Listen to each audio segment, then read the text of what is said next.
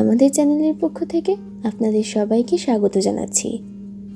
আমাদের আজকের পরিবেশনায় আপনাদের জন্য থাকছে আজহারুল আজাদ জুয়েলের লেখা বঙ্গবন্ধু হত্যাকাণ্ডে শোকাতুর দিনাজপুর।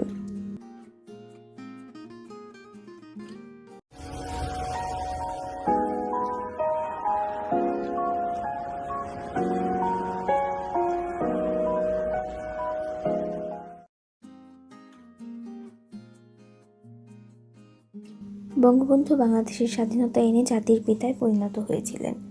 তাকে সারা বিশ্ব চিনেছিল মুক্তির দূত হিসেবে।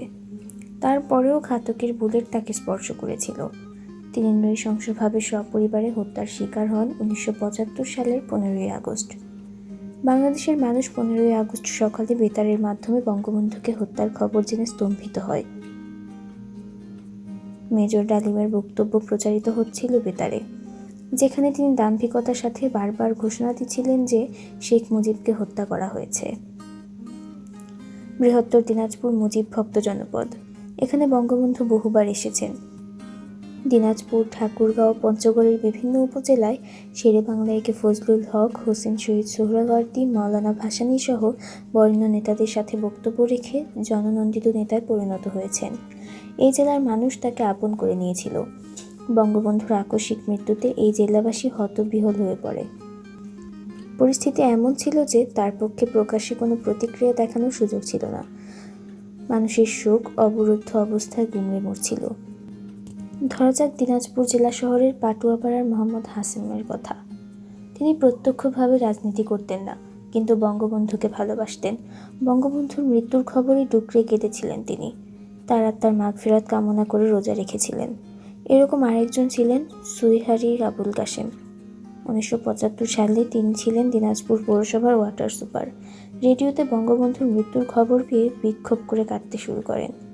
এভাবেই দিনাজপুর জেলার হাজার হাজার মানুষ সেদিন বঙ্গবন্ধুর জন্য মৃত্যু সংবাদে স্তব্ধ হয়েছিলেন, শোক সাগরে ভেসে অঝরে কেঁদেছিলেন। দিনাজপুর জেলায় বঙ্গবন্ধু হত্যার প্রতিবাদে এবং বিচারের দাবিতে ছাত্র ইউনিয়নের সদস্যরা পরপর 3 দিন প্রতিবাদ মিছিল বের করে। জেলা ছাত্র ইউনিয়নের ভারপ্রাপ্ত সাধারণ সম্পাদক রেজাউর রহমান রেজু মিছিলে নেতৃত্ব দেন। পরে পুলিশের হাতে গ্রেফতার হয়ে নির্যাতনের শিকার হন এবং 3 মাস কারাভোগ করেন। বঙ্গবন্ধুর মৃত্যুতে দিনাজপুর জেলার অনেক স্থানে গোপনে মিলাদ ও দোয়ার আয়োজন করা হয়েছিল। আমবাড়ি এলাকায় আমতলী হাই স্কুলে এরকম একটি মিলাদ মাহফিল হয় 26 আগস্ট। স্কুলটির দক্ষিণ পশ্চিম দিকে একটি বেড়ার ঘরে গোপনে অনুষ্ঠিত এই মিলাদ মাহফিলে বঙ্গবন্ধুর রুহের মাগফিরাত কামনা করে দোয়া ও মোনাজাত করা হয়। হিন্দু সম্প্রদায়ের মানুষ বঙ্গবন্ধুর পারলৌকিক মুক্তির জন্য প্রার্থনা করছে। এই জেলার মানুষ যে বঙ্গবন্ধু তার আদর্শকে ভালোবাসতেন তার বহিঃপ্রকাশ ঘটে 1975 পরবর্তী প্রথম সংসদ নির্বাচনে। 1979 সালের 18 ফেব্রুয়ারি অনুষ্ঠিত নির্বাচনে বৃহত্তর দিনাজপুর জেলার 11টি সংসদীয় আসনের 6টিতেই আওয়ামী লীগ জয়লাভ করে। 15ই আগস্ট প্রসঙ্গে সুইহারির প্রবীণ ব্যক্তি ও বঙ্গবন্ধুর অনুরাগী মোহাম্মদ আব্দুল জব্বার শাহ 79 বলেন, বঙ্গবন্ধুর হত্যাকাণ্ডের খবর পেয়ে আমরা হতভম্ব হয়ে গিয়েছিলাম। মানুষ তখন খুবই ব্যথিত। মানুষের মুখে মুখে চাপা প্রশ্ন। অনেকেই আলোচনা করেছিলেন দেশকে ধ্বংস করার জন্য এই হত্যাকাণ্ড ঘটানো হয়েছে। তখন বঙ্গবন্ধুর জন্য প্রকাশ্যে কেউ কিছু করতে পারেননি। ঘাতকরা বঙ্গবন্ধুকে সপরিবারে হত্যা করেছে। পরে জেলখানায় হত্যা করা হয়েছে জাতীয় 4 নেতাকে। পরিস্থিতি এমন করে তোলা হয়েছিল যে তখন মুক্তিযুদ্ধের চেতনার কথা বলতেও অনেকে ভয় পেতেন, কিন্তু পরিস্থিতি ঘুরে যেতে বেশি সময় লাগেনি। 1977 সালে ঘরোয়া রাজনীতি শুরু হলে আওয়ামী লীগ, যুবলীগ, ছাত্রলীগ দিনাজপুরে বিভিন্ন কর্মসূচি নিয়ে বঙ্গবন্ধুর আদর্শ প্রচার করতে থাকে। 15ই আগস্ট শোক দিবস পালনের কর্মসূচি নেয় পাড়ায় পাড়ায়। সেই সাথে বঙ্গবন্ধুর হত্যাকারীদের বিচারের দাবিও প্রবল হয়ে ওঠে। জাতীয় নির্বাচনে বৃহত্তর দিনাজপুর জেলায় আওয়ামী লীগের অনুকূলে ফলাফল যেতে থাকে। সরকারি কলেজ সহ দিনাজপুর জেলার শিক্ষা প্রতিষ্ঠানগুলোর ছাত্র সংসদ নির্বাচনে আওয়ামী লীগ সমর্থিত ছাত্রলীগ বিজয়ী হতে থাকে। বঙ্গবন্ধু হত্যার পর খুনিচক্রের নেতা খন্দকার মোস্তাক আওয়ামী লীগের সংসদ সদস্যদের তার পক্ষে ব্যবহার করতে চেয়েছিলেন। কিন্তু দিনাজপুরের সংসদ সদস্য সিরাজুল ইসলাম সহ অধিকাংশ সংসদ সদস্যদের বিরোধিতায় সেই চেষ্টা ব্যর্থ হয়। এ প্রসঙ্গে নূহ উল আলম লেনিন লিখেছেন, মোস্তাক ক্ষমতা দখলের পর বাকশাল নিষিদ্ধ ঘোষণা করলেও পার্লামেন্ট বাতিল করেনি। অবৈধ রাষ্ট্রপতি সদস্যদের সমর্থন আদায় করে তার ক্ষমতা দখলকে বৈধতা দান করার উদ্দেশ্যে 1975 সালের 16 অক্টোবর জাতীয় সংসদে আওয়ামী লীগের পার্লামেন্টারি পার্টির সভা আহ্বান করে। বঙ্গভবনে আহত এই সভায় 270 জন সদস্য যোগ দেয়। 7 ঘণ্টাব্যাপী আলোচনা ও বিতর্ক হয়। অ্যাডভোকেট সিরাজুল ইসলাম সহ কয়েকজন সংসদ সদস্য বঙ্গবন্ধু হত্যাকাণ্ডের জন্য মোস্তাককে দায়ী করে বক্তব্য রাখেন। তীব্র বাকবিতণ্ডার মধ্যে সভা ভণ্ডুল হয়। দেখা যাচ্ছে, দিনাজপুরের অধ্যাপক ইউসুফ আলীর মতো 2-1 নেতা যখন খন্দকার মোস্তাকের মন্ত্রিসভায় যাচ্ছেন, তখন সিরাজুল ইসলামের মতো বেশিরভাগ সাহসী নেতা মোস্তাকের বিরোধিতা করেন। সেই কারণে খুনি মোস্তাক চক্র বেশি দিন ক্ষমতায় টিকতে পারেনি।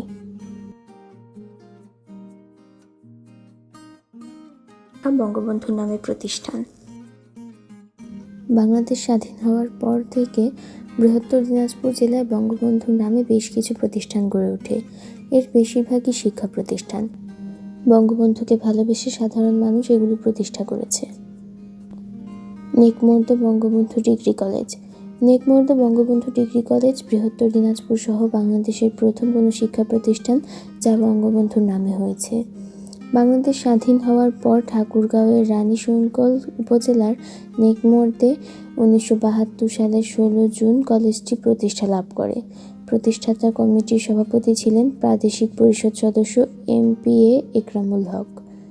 প্রতিষ্ঠাতা সাধারণ সম্পাদক মোহাম্মদ গোলাম মোস্তফা। গোলাম মোস্তফা বর্তমানে কলেজ কমিটির সভাপতির দায়িত্বে আছেন। কলেজটির প্রতিষ্ঠাতা অধ্যক্ষ ছিলেন ABM খলিলুর রহমান। প্রতিষ্ঠাকালে কলেজের সাথে আরও যুক্ত ছিলেন মোহাম্মদ নুরুল ইসলাম, মোহাম্মদ শাহজাহান আলী, MA করিম, শাহাদত হোসেন, হেমন্ত কুমার রায় প্রমুখ। Bangabandhu degree college. ফুলবাড়ী উপজেলার চিন্তামন গ্রামে রয়েছে বঙ্গবন্ধু ডিগ্রি কলেজ, যার প্রতিষ্ঠাকাল 1998 সালের 4 ডিসেম্বর। প্রতিষ্ঠাতা অ্যাডভোকেট মোস্তাফিজুর রহমান ফিজার MP। প্রতিষ্ঠাকালে গঠিত সাংগঠনিক কমিটির সভাপতি ছিলেন মোস্তাফিজুর রহমান ফিজার MP। সাধারণ সম্পাদক ছিলেন মোহাম্মদ মাসুদুর রহমান সরকার। মাসুদুর রহমান এই কলেজের প্রতিষ্ঠাতা অধ্যক্ষ এবং এখনও ওই দায়িত্বে রয়েছেন। প্রতিষ্ঠাকালে কলেজের সাথে যুক্ত ছিলেন হায়দার আলী, মুশফিকুর রহমান বাবুল, মুজাফফর রহমান, নাজিম উদ্দিন মণ্ডল, আয়েজ উদ্দিন মণ্ডল প্রমুখ। বঙ্গবন্ধু উচ্চ বিদ্যালয়। পার্বতীপুর রেল স্টেশনের পাশে নতুন বাজার এলাকায় 1995 সালের 10 জানুয়ারি প্রতিষ্ঠা করা হয় বঙ্গবন্ধু উচ্চ বিদ্যালয়। প্রতিষ্ঠাতা সভাপতি আওয়ামী লীগ নেতা মোহাম্মদ তোফাজ্জল হোসেন। স্কুলটির প্রতিষ্ঠাতা প্রধান শিক্ষক মোহাম্মদ মোক্তারুল আলম। তিনি এখনও এই দায়িত্ব পালন করছেন। স্কুলটি উদ্বোধন করেন তৎকালীন সংসদ সদস্য ও বর্তমান প্রাথমিক ও গণশিক্ষামন্ত্রী মোস্তাফিজুর রহমান। প্রতিষ্ঠাকালে স্কুলটির সাথে জড়িত ছিলেন প্রবীণ আওয়ামী লীগ নেতা SM ইউনুস হাক্কানী, হাফিজুল ইসলাম প্রামাণিক, রেজাউল করিম প্রমুখ। সূচনাকালে স্কুলটিতে 6ষ্ঠ হতে 8ম শ্রেণী পড়ানো হতো। 2011 সালে ভোকেশনাল শাখা যুক্ত হয়। বঙ্গবন্ধু ডাঙ্গিরহাট আদর্শ মহাবিদ্যালয়। ঠাকুরগাঁও জেলার আটোয়ারী উপজেলায় 1997 সালের 1 জানুয়ারি প্রতিষ্ঠা লাভ করে বঙ্গবন্ধু ডাঙ্গিরহাট আদর্শ মহাবিদ্যালয়। এটি 2000 সালে MPO-ভুক্ত হয়। এলাকার 4 জন সমাজকর্মী মোহাম্মদ আব্দুর রফ, ডাক্তার বশিরউদ্দিন আহমদ, আনোয়ার হোসেন সরকার, প্রভাষ চন্দ্র রায় স্কুলটির প্রতিষ্ঠাতা। প্রতিষ্ঠাতা কমিটিতে প্রভাষ চন্দ্র রায় সভাপতি ও ডাক্তার বশিরউদ্দিন আহমদ সাধারণ সম্পাদক ছিলেন। কমিটির আরও সক্রিয় কর্মকর্তা ছিলেন মোহাম্মদ আব্দুর রফ, আনোয়ার হোসেন সরকার, মোহাম্মদ জালালউদ্দিন আহমদ, অ্যাডভোকেট লিলি রায়, মোহাম্মদ খাজা জমিদাতা এবং মোহাম্মদ রফিকুল ইসলাম, মমতাজ আলী প্রমুখ। বঙ্গবন্ধু হাফিজিয়া মাদ্রাসা। দিনাজপুরের বিরল উপজেলার 11 নং পলাশবাড়ি ইউনিয়নের বৈদ্যনাথপুরে রয়েছে বঙ্গবন্ধু হাফিজিয়া মাদ্রাসা। এলাকাবাসীর উদ্যোগে এটি 1997 সালে প্রতিষ্ঠিত হয়। মাদ্রাসার উদ্যোগে মোহাম্মদ জাকারিয়া মিয়া জিকু। প্রতিষ্ঠাকাল হতে তিনি এর কোষাধ্যক্ষ হিসেবে দায়িত্ব পালন করেছেন। প্রতিষ্ঠাকালে এমাজউদ্দিন আহমদ সভাপতি, রহমান আলী সহসভাপতি ও শাহাবুদ্দিন আহমদ সাধারণ সম্পাদক ছিলেন। বঙ্গবন্ধু হল, হাজী মোহাম্মদ দানেশ বিজ্ঞান ও প্রযুক্তি বিশ্ববিদ্যালয়। হাজী মোহাম্মদ দানেশ বিজ্ঞান ও প্রযুক্তি বিশ্ববিদ্যালয় বৃহত্তর দিনাজপুরের একমাত্র বিশ্ববিদ্যালয়। এখানে বঙ্গবন্ধুর নামে একটি হল নির্মাণের কাজ চলছে। 2015 সালের 18 অক্টোবর ছাত্রাবাসটির নির্মাণ কাজ উদ্বোধন করেন বিশ্ববিদ্যালয়ের উপাচার্য অধ্যাপক মোহাম্মদ রুহুল আমিন। এই বিশ্ববিদ্যালয়ে বঙ্গবন্ধু পরিবারের 3 জন সদস্যের নামে 3টি ভবন রয়েছে।